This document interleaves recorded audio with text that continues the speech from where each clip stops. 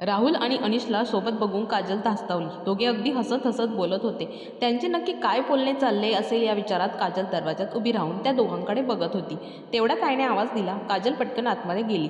अनिश सोबत बोलून राहुल घरात आला. काजल खूप भीतभीत त्याच्यासमोर जाऊन त्याला पाणी देत म्हणाली, काय बोलत होता तुम्ही दोघे? तिच्या चेहऱ्यावरचे भेदरलेले भाव बघून राहुल तिला काहीच नाही म्हटला. काजल अजून घाबरली. अनिशने नक्की काहीतरी चुकीचे सांगितले असावे म्हणूनच राहुल आता चिडला असावा या विचारात काजल गुरफटून गेली. आई तिला जेवायला ताटे वाढून घ्यायला सांगत होती आणि ही पुतळ्यासारखीच होती. यंत्रवत पार पाडून काजल तिची बॅग घेऊन राहुलसोबत निघाली. आई बाबा निखिल तिघेही तिला नजरेआड होईतवर बघत होते. घरी येऊस तर राहुलसुद्धा शांत होते. काजल पण मनातून कोसळली. तिला काहीच कळेना. घरी आल्यावर फ्रेश होऊन ते दोघेही झोपायची तयारी करत होते. राहुल तिचे निरीक्षण करत होता. त्याच्या लक्षात आले की काजलचे काहीतरी बिनसले आहे. लग्नाला तर 3 महिने झाले होते. आत्तापर्यंत तिचे वागणे अगदी नॉर्मल होते. मग आज ही एवढी उदास का झाली आहे? तोही जरा शांतच झाला. जरा वेळ शांततेत गेला आणि राहुलने बोलायला सुरुवात केली. काजल, काय झालं आहे तुला? तू एवढी शांत का बसली आहेस? आईकडे अजून राहायचे होते का तुला? काजलने त्याच्याकडे न बघताच नकारार्थी मान डोलावली. राहुल काय झाले म्हणून विचारत तिला जवळ घेऊन तिच्या डोक्यावर हात फिरवत होता. त्याच्या या कृतीने काजलला रडायलाच आले. रडत रडत त्याला म्हणाली, तो अनिश तुमच्याशी काय बोलत होता? त्याने तुम्हाला काही सांगितले का? काही म्हणून तुम्ही एवढे शांत झालात? माझ्यावर तुमचा विश्वास आहे ना? काजल, आधी शांत हो. मला न रडता सांगशील का नक्की काय झाले ते? राहुल तिचे डोळे पुसत म्हणाला. काजल त्याला म्हणाली, मी सांगितले काही तर तुम्ही मला सोडून नाही ना देणार? यात खरंच माझी काहीच चूक नाही. पण माझी चूक ही झाली की लग्नाच्या आधी मी तुम्हाला हे सांगायला हवं होतं. तो अनिश पुन्हा असे काही करेन याची आम्हाला काही शंका आली नाही. बाबा पण म्हणाले काही करणार नाही तो. पण आज त्याला तुमच्यासोबत बोलताना पाहून मला भीती वाटली. राहुल तिला हाताने हळूहळू थोपटत तिचे बोलणे ऐकत होता. मनातून तिच्या बोलण्याने थोडा चिडला, पण तो स्वतःच्या रागावर नियंत्रण करत पूर्ण जाणून घेतल्याशिवाय लगेच स्वतःच्या भावना व्यक्त करणार नव्हता. काजल आज सगळं सांगून स्वतःचं मन मोकळं करत होती. पुढे म्हणाली, मी होते. आमच्या घरापासून लांब राहिला होता अनिश मला येता जाता सतत हाय हॅलो बोलायचा. तो त्याच्या एका मित्राजवळ मला देण्यासाठी सतत काही ना काही चिठ्ठ्या चॉकलेट पाठवायचा. मी त्याच्याकडे दुर्लक्ष करायचे, पण मी काही बोलत नाही. यामुळे त्याची हिंमत वाढली. तो कॉलेज सुटायच्या वेळेला कॉलेजजवळ येऊन थांबायचा आणि घरी येईपर्यंत मागे मागे यायचा. ह्या कृतीने मला भीती वाटायला लागली. बाबांना सांगायचे ठरवले होते. त्याने माझ्या स्कूटीवर फुलाचं बुके ग्रीटिंग ठेवले. त्याच्या फालतू भावना व्यक्त केल्या. मी ते सगळं तसं बाबांना दाखवलं. त्याचं वागणं कसं आहे ते सांगितलं. अनिशचे आणि माझे बाबा एकमेकांना ओळखत होते. त्यामुळे बाबांनी त्याच्या वडिलांना अनिशचे सारे प्रताप सांगितले आणि त्याला समजावून सांगायला लावले. अनिश एवढे सगळं होऊनही सुधारला नव्हता. त्याचे काही ना काही त्रास देणे चालूच होते. माझे बाबा पुन्हा त्याला समजावून सांगायला त्याच्या घरी गेले. तेव्हा त्याने त्याच्या हाताची नस कापून घेत बाबांना धमकावले की त्याला काजलसोबत लग्न करायचे आहे आणि जो कोणी मध्ये येईल त्याला मी माझ्या आत्महत्येला जबाबदार धरून पोलिसात देईन. माझे बाबा आणि त्याच्या घराचे या प्रकाराने अचंबित झाले. आमच्या सगळ्यांची अवस्था खूपच अवघड झाली होती.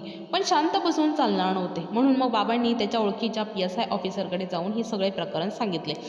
त्यांनी अनिशच्या आईवडिलांची भेट घेऊन त्याला बाल सुधारगृहात पाठवायचे ठरवले आणि त्याच्यावर पूर्ण लक्ष ठेवून योग्य समुपदेशन देऊन त्याला सुधारवण्यास मदत केली. सुरुवातीला त्याने खूप त्रास दिला तिथे, पण नंतर तो जरा ठीक झाल्यासारखा वाटला. त्याच्या भीतीने मला मावशीकडे नाशिकला पाठवून माझे पुढचे शिक्षण तिथेच पूर्ण केले आणि लग्नसुद्धा तिथेच जमवले. या 3 वर्षात अनिशने काही त्रास दिला नव्हता. बहुतेक सुधारला असावा. लग्न झाल्यावर पण मी पुण्याला जात नव्हते. त्याला कारण तेच होते. पण आता तो काही करणार नाही याची खात्री पटली, म्हणून मग मी परत पुण्याला जायला लागले होते. आणि आज त्याला असं तुमच्यासोबत बोलताना बघून माझ्या मनातली भीती अजूनच दाट झाली. तुम्ही त्याच्या बोलण्याकडे प्लीज काही लक्ष देऊ नका. माझा त्याच्याशी कधीच काही संबंध नव्हता. माझ्यावर विश्वास ठेवा प्लीज प्लीज. आणि अजून एक, इथून पुढे आपण पुन्हा कधी आईकडे जायचे नाही. ती बोलता बोलता थांबली आणि राहुलच्या चेहऱ्यावरचे भाव निरखत त्याला म्हणाली, अहो तुमचा माझ्यावर विश्वास आहे ना? ही गोष्ट लग्नाआधी सांगितली नाही म्हणून तुम्ही रागावला तर नाही ना माझ्यावर? राहुल तिला म्हणाला, तुला कदाचित माहीत नसेल, पण तुझ्या बाबांनी मला ही गोष्ट लग्नाआधीच कानावर घातली होती. कारण अनिशवर भरोसाच नव्हता कोणाचा. तो काहीतरी कुरापत करेलच ही शक्यता होतीच. पण सुदैवाने आपले लग्न निर्विघ्नपणे पार पडले होते. आज अनिश मला भेटला आणि त्याच्या बोलण्यावरून मला जाणवले की त्याचा इरादा तुझ्याबद्दल माझ्या मनात विष कालवायचाच होता. पण मी त्याला त्याच्याच भाषेत नीट समजावून सांगितले. त्यामुळे इथून पुढे तो पुन्हा आपल्या किंवा मार्गात येणार नाही एवढी समज त्याला मी नक्कीच दिली आहे. त्याची आता तू काळजीच करू नको.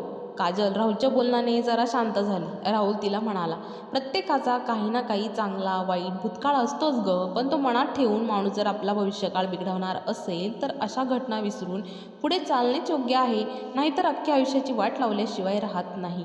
आपले लग्न झाले आहे. आपण देवाब्राह्मणांच्या साक्षीने प्रत्येक सुखदुःखात एकमेकांना शेवटपर्यंत सोबत करण्याचे वचन दिले आहे. ते फक्त एक विधी म्हणून केले नाही, तर 7 वचने आपल्या आयुष्यात आपल्याला प्रत्येक क्षणी जगायचे आहेत. मला हे सगळं आधीच माहीत होतं, पण आज तुझ्या विश्वासाने सांगितलं आणि हे मला सांगितल्यावर आपल्या नव्याने जुळलेल्या नात्यावर याचा काय परिणाम होईल याचा विचार न करता तू हे सगळं मला सांगितलंस. त्यामुळे माझा तुझ्यावर असणारा विश्वास अजूनच वाढला आहे. तुझं भूतकाळ आपल्या भविष्यावर कधी हवी होणार नाही. इथून पुढे अनिश आपल्या आयुष्यात काहीही गैरसमज करू शकणार नाही. तू निश्चिंत राहा.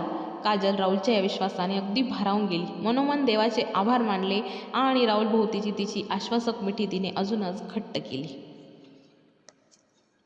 तर मित्र आणि मैत्रिणींनो, कशी वाटली तुम्हाला ही सुंदर अशी छानशी कथा? जरूर सांगा. आणि तुम्ही आपल्या चॅनलवर नवीन असाल तर चॅनलला सबस्क्राईब जरूर करा आणि शेजारील बेल आयकॉनसुद्धा नक्की प्रेस करा, जेणेकरून अशाच नवनवीन व्हिडिओंचे अपडेट्स तुम्हाला लवकरात लवकर मिळून जातील. आणि हा व्हिडिओ आवडला असेल तर व्हिडिओला लाईक शेअर कमेंटसुद्धा नक्की करा. धन्यवाद.